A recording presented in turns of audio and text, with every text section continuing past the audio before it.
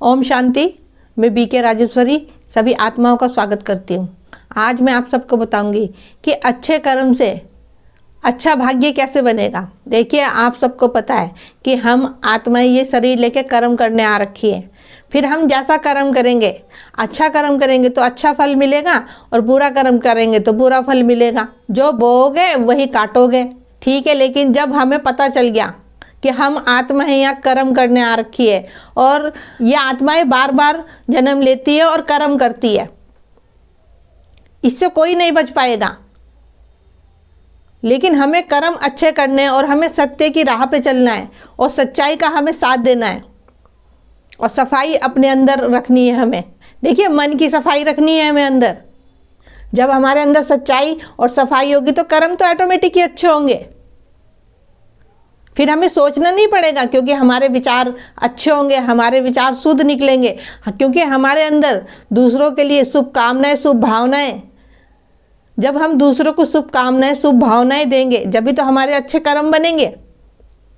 लेकिन इसमें कोई स्वार्थ भी नहीं होना चाहिए।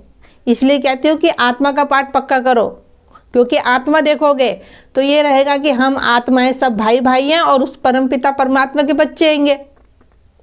फिर अंदर से जो स्वार्थ रहेगा ना, वो ऑटोमेटिक ही खत्म हो जाएगा। फिर देखिए, भाग्य ऑटोमेटिक ही अच्छा बनने लगेगा।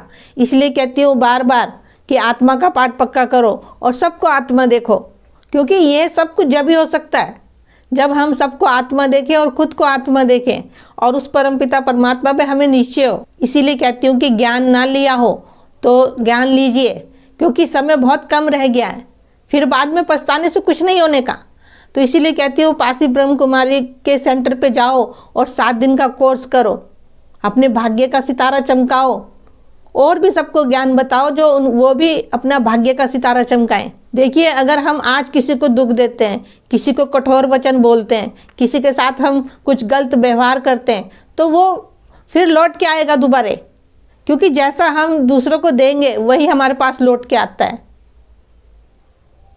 इसलिए कहती हूँ सबको अच्छे बोल भेजो, अच्छी सोच रखो। देखिए, ये सब कुछ करना कोई मुश्किल नहीं है। जब आप योग करोगे, आपकी स्मृति में ज्ञान रहेगा, मैं आत्मा हूँ और सबके प्रति शुभकामनाएं, शुभ भावनाएं रहेगी, आप सबको दुआएं दोगे तो सब कुछ आपको आसान हो जाएगा।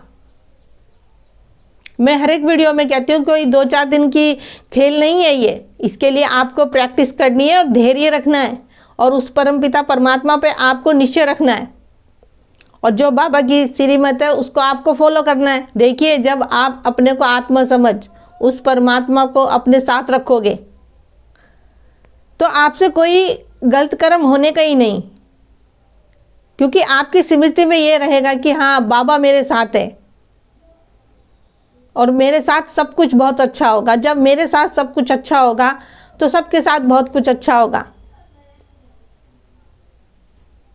आपने ये भी देखा होगा, सुना होगा कि अगर किसी पे कोई परिस्थिति, कोई दुख आ जाता है तो वह इंसान उस समय ऐसे समझता है कि शायद मैं ही बहुत परेशान हूँ और सारी दुनिया बहुत खुश हैगी।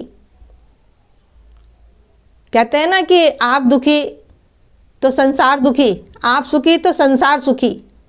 ये होता है इंसान के साथ। लेकिन हमें सबके लिए शुभकामनाएं, शुभ भावनाएं रखनी है। देखिए, भाग्य हमें बनाना पड़ता है। पहले अच्छे बुरे कर्म करे थे तो उसके अनुसार अब जन्म मिल रखा है हमें, उसके अनुसार अब हमारा भाग्य अच्छा या बुरा हमारे सामने परिस्थिति आ रही है। लेकिन अब तो हमें अच्छा भाग्य बनाना है।